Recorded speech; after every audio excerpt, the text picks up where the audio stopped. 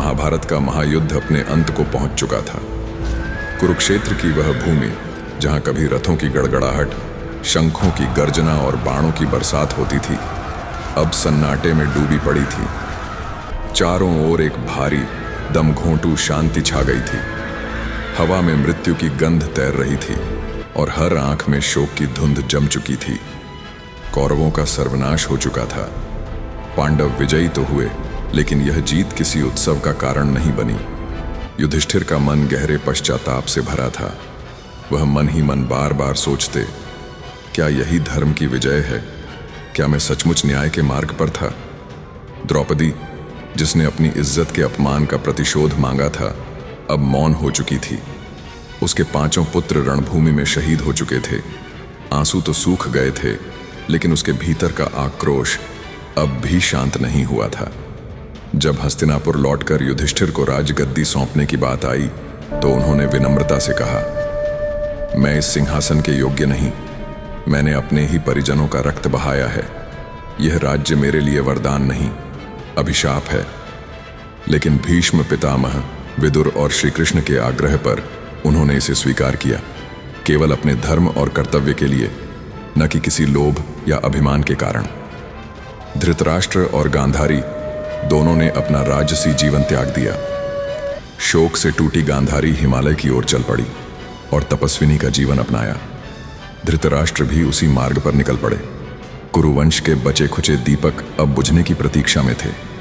युद्ध समाप्त हो चुका था, लेकिन यह शांति वैसी नहीं थी जैसी कोई अंत में चाहता है। यह शांति श्मशान जैसी थी, ठंडी, वीरान और निष्पन्न। विजय की गर्जना कहीं विलुप्त हो चुकी थी। अब जो बचा था वह केवल मौन था। उस मौन में युधिष्ठिर के भीतर एक नई राह जन्म ले रही थी, एक राह जो राज्य और सत्ता से दूर मोक्ष की ओर ले जाती थी। साल बीतते गए। युधिष्ठिर ने न्याय और धर्म के मार्ग पर राजपाट संभाला। प्रजा सुखी थी, राज्य समृद्ध, हर कोने में न्याय की स्थापना हो चुकी थी, परंतु उनके अंतर्मन में कभी सुकून नहीं आया। युद्ध के भयावह दृश्य, अपनों की चिताओं की आग और कुरुक्षेत्र की यादें, ये सब उनके हृदय को हर पल झकझोरते रहे। एक दिन गहन ध्यान में डूबे युधिष्ठिर के भीतर एक अनसुनी पुकार गूंज उठी, वैराग्य की, त्याग की और मोक्ष की पुकार। उसी क्षण उनके मन में निश्चय दृढ़ हो गया। अब समय आ चुका है इस सांसारिक जीवन को त्याग कर अंतिम यात्रा पर निकलने का। उन्होंने अपने भाइयों से यह संकल्प साझा किया। आश्चर्य की बात यह थी कि किसी ने भी इसे लेकर कोई संशय नहीं जताया।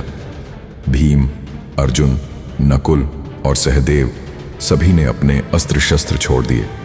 द्रौपदी ने अपने गहने उतार दिए, मानो जीवन के सारे बंधनों से मुक्त हो रही हो। वह राजगद्दी, जिसके लिए वर्षों तक संघर्ष हुआ, अब स्वेच्छा से त्याग दी गई। राज्य की बागडोर उन्होंने परीक्षित को सौंप दी।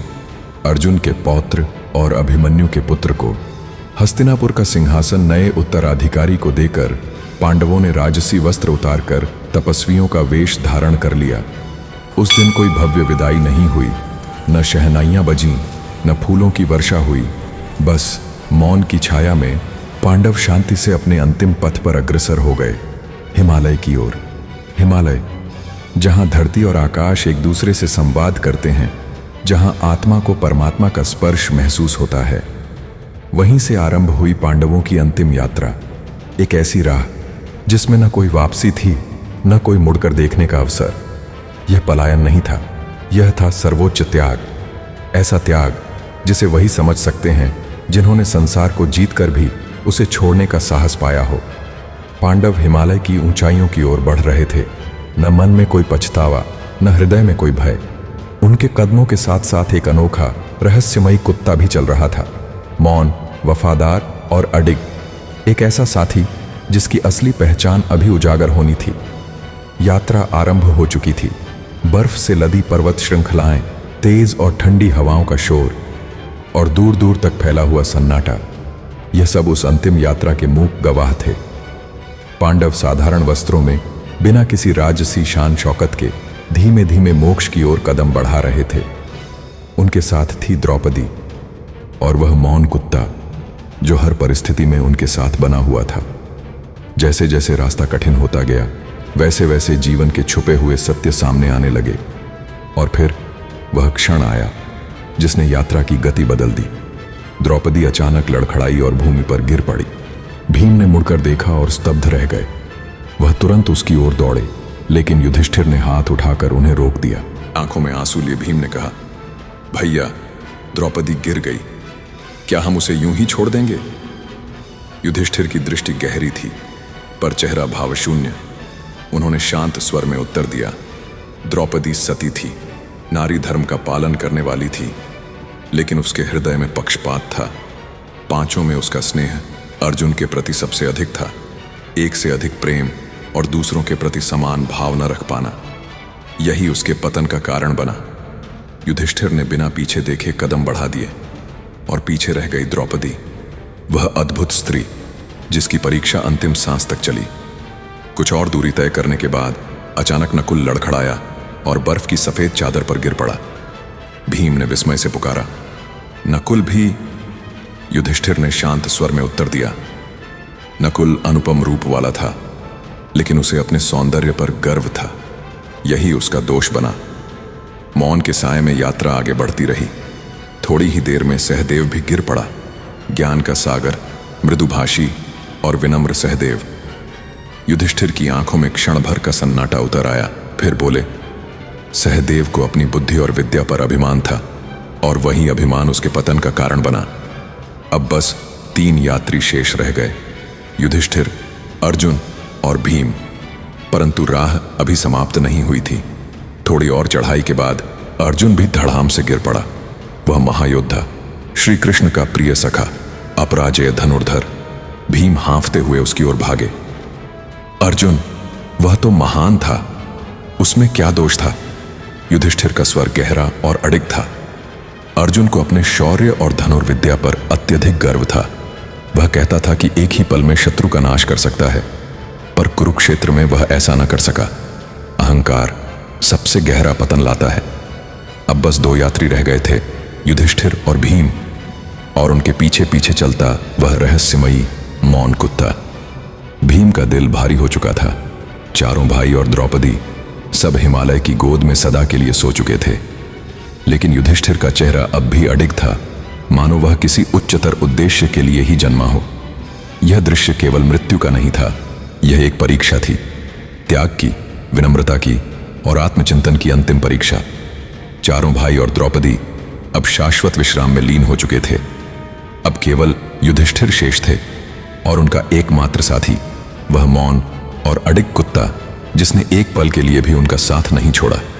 कड़कड़ाती ठंड, सांसों से उठती भाप और बर्फ पर पड़ते 2 जोड़ी पदचिह्न। युधिष्ठिर का शरीर थकान से चूर था, लेकिन उनके मन में अटूट शांति थी। न कोई पछतावा, न कोई मोह, बस यह अनुभूति कि मोक्ष अब कुछ ही कदम दूर है। तभी आकाश से एक अद्भुत प्रकाश फूटा। एक दिव्य रथ स्वर्णिम आभा में नहाया, धीरे धीरे हिमालय की चोटियों के ऊपर से उतरने लगा। यह इंद्र का रथ था। इंद्र ने अपने तेजस्वी स्वर में पुकारा, हे धर्मपुत्र युधिष्ठिर, तुमने पृथ्वी पर अपना समस्त कर्तव्य पूर्ण कर लिया है। अब स्वर्ग के द्वार तुम्हारे लिए खुले हैं। आओ, इस रथ पर चढ़ो और अपने दिव्य गंतव्य की यात्रा प्रारंभ करो। युधिष्ठिर ने विनम्रता से मस्तक झुकाया, लेकिन उनकी आंखों में एक प्रश्न चमक उठा, क्या यह कुत्ता भी मेरे साथ स्वर्ग जा सकेगा? यह पूरे मार्ग में मेरा साथी रहा है, मैंने इसे कभी नहीं छोड़ा, और अब अंतिम क्षण में भी मैं इसका त्याग नहीं कर सकता। इंद्र ने शांत स्वर में कहा, यह संभव नहीं है युधिष्ठिर, यह तो एक साधारण पशु है, स्वर्ग में इसका कोई स्थान नहीं, इसे यहीं छोड़ दो। कुछ क्षणों के लिए हिमालय की चोटियों पर मौन छा गया। फिर युधिष्ठिर ने दृढ़ आवाज में उत्तर दिया, मैं पहले ही अपने रक्त संबंधियों को खो चुका हूं, लेकिन इस जीव ने मेरे साथ अंतिम सांस तक साथ निभाया, बिना कोई प्रश्न पूछे, बिना कोई शर्त रखे। अगर इसे स्वर्ग में प्रवेश नहीं, तो मुझे भी स्वर्ग की आवश्यकता नहीं। त्यागना धर्म नहीं है, साथ निभाना ही सच्चा धर्म है। इंद्र आश्चर्यचकित रह गए, और तभी वह कुत्ता धीरे धीरे एक दिव्य आभा में बदलने लगा। क्षण भर में उसके स्थान पर खड़े थे स्वयं धर्मराज, युधिष्ठिर के पिता, जो उनकी अंतिम परीक्षा ले रहे थे। अब यह सिद्ध हो चुका था युधिष्ठिर के तप, धैर्य और धर्म की पराकाष्ठा। वह अकेले ऐसे नायक थे जिन्होंने देह सहित स्वर्ग की यात्रा की। न किसी मोह का बोझ, न किसी पाप की छाया, केवल धर्म की ज्योति साथ लेकर। युधिष्ठिर की यह कथा हमें सिखाती है कि धर्म किसी ग्रंथ का जड़ शब्द नहीं, बल्कि आचरण है।